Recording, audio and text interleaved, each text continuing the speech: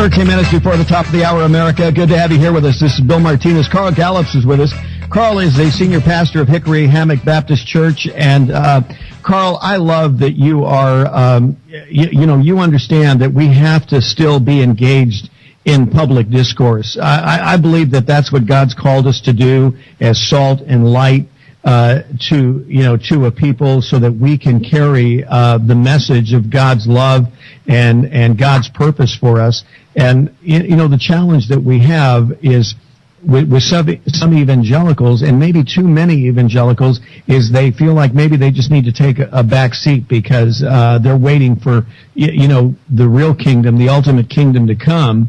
And meanwhile, God's going to come back and say, hey, what did you do with the stuff I gave you? And going to be held accountable. How did you steward your responsibility? How did you manifest God's grace and His message to the lost world so that they could be saved and be attracted to the gospel? And here we are. Too many evangelicals don't want to participate because they feel like it's against their principles, and some that do even register don't even vote. What can you say to help encourage evangelicals, to encourage Christians, to encourage everybody to go out there and participate with what's happening in the political scene, as messy as it may seem at times? Yes. Well, first of all, Bill, you have brilliantly hit the nail on the head. And I would like to just expound upon what you've said to answer your question. Yes, to not engage in this process when you have the opportunity to engage is, I believe, both unbiblical and un-American and unconstitutional. Well, I'll explain myself. Unbiblical in that, yes, we are called to be the salt and the light. We are called to pray for our leaders, to be involved in the process, especially where we have the freedom to do so. The New Testament gospel was born under the Roman Empire, and the early Christians did not have the opportunity to determine their leaders, but yet they were still engaged in the process by praying for their leaders, according to Romans 13, etc. They were to be engaged politically. Jesus was involved in politics. He confronted the Pharisees and Sadducees of his day. Both of them, especially the Sadducees, were a highly political / religious sect connected directly to the Roman Empire. And most of the issues Jesus talked about with them were political issues. Should we pay taxes to Caesar or not, etc. So yes, Christians should be biblically engaged, especially when they can be, like we can be in America. You can't be in China, you can't be in Russia, you can't be in Venezuela, but you can be in America, and not to do so is a dereliction of biblical duties to be salt and light. And especially at a time, Carl, when we have a nation that's so lost, when you have 7 out of 10 people saying that we're on the wrong track. Well, if we're on the wrong track, either you know that you know, or you have some sense of instinct that there is a right track. What is that right track if it doesn't come from God? I don't know where else it comes from.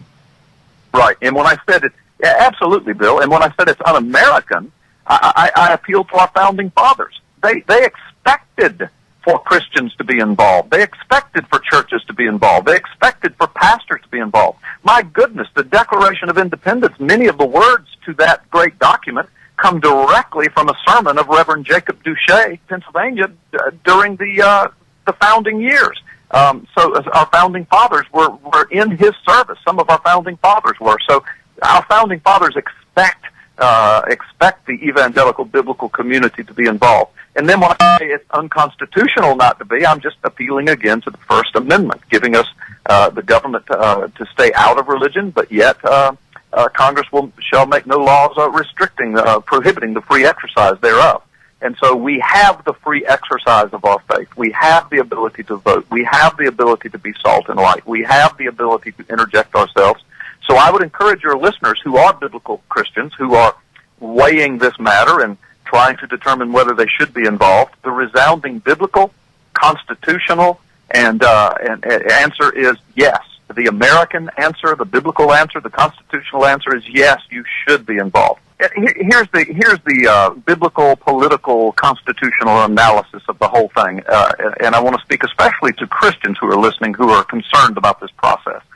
The bottom line, Bill, our Constitution was written, our founding fathers wrote our Constitution in such a way that even an atheist could be president and be a good president if he followed the Constitution and the laws of the land and respected the separation of powers. Because Article 6 of the Constitution requires that there be no religious test to hold that office. So our founding fathers, even though most of them were Christians or believers in God of some sort, they weren't Muslims, they weren't Buddhists, they weren't Hindus. Only just a handful would be what you would call agnostic or atheist. Most of them were Christian. They understood that we would not always have a, quote, Christian president. In fact, Bill, I don't know that we've ever had a born-again, Bible-believing, Jesus-loving, Spirit-filled, church-going Christian as president. I can't think of one. But the bottom line is our founding fathers knew that that would not happen, and they knew that it would not be right to demand that only a Christian could be president. After all, Bill Clinton sang in the choir at Emmanuel Baptist Church in Little Rock. Jimmy Carter taught Sunday school in Plains, Georgia, and look how these guys turned out. So our founding fathers said, look, do not have a religious test, but rather look at the man's stance on social issues, political issues, moral issues. Look at his character, look at his integrity, look at his voting record, look at how he works, and then put him in the office, hold him to the Constitution, and he can make a good president. Now, that's the way it ought to be. The problem, Bill, and what has so many people freaked out in this election, is we've just gone through 3 years with a man who comes from a Muslim background, who has interjected his Muslim faith in so many of his policies, particularly foreign policies, in Libya, in Egypt, in the Arab Spring, in the Middle Eastern uprising, in his seemingly hatred for Israel and Netanyahu, and he has thumbed his nose over and over again at the Constitution, and America's freaking out, and they're saying, you know what, a man's faith does matter. A man's character does matter, especially if he's going to thumb his nose at the Constitution and the courts and the Congress don't hold his feet to the fire. So this is a very different kind of election. Right. Well, Carl, especially when you have, you got two things here. I mean, you have someone who is sworn in to uphold, Constitution. You have somebody who taught constitutional law, and I lose count as to the number of constitutional infringements that this president has basically effected in his 3+ years of being in office. It's incredible to me. Yeah. Well, he has a disdain for the Constitution. I've got a clip that I play on my show all the time where Obama goes into this diatribe of how outdated and archaic he thinks the Constitution is. He has no respect for the Constitution at all. And I don't want to parse your words, Bill, and I can be corrected on this, but to the best of my research, I don't think Obama taught constitutional law. I think he was a guest lecturer on constitutional topics in a few classes. I know I've heard people say that he taught constitutional law, but I don't think he was a constitutional specialist. But the bottom line is, it is apparent that he has no respect for the Constitution. He has literally said that. I've got the clips, and now he has operated that way for 3 years. So, but before he ran, many of us conservatives tried to tell the voters that this was going to happen because he was the most liberal senator in the Senate, even more so than Teddy Kennedy by his voting record before he ran for president. We told him, but, they put him in office, and now he's just living out what he is. Right.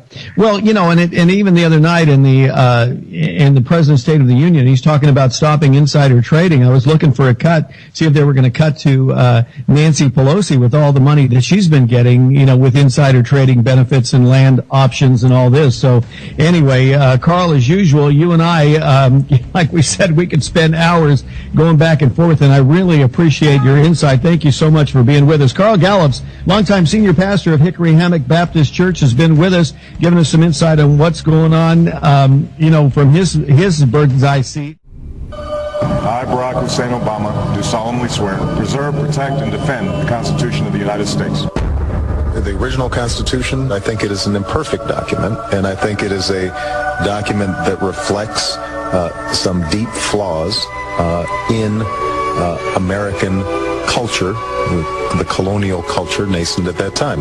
I think we can say that the Constitution reflected an enormous blind spot in this culture, and that the framers had that same blind spot. It also reflected the fundamental flaw of this country that continues to this day.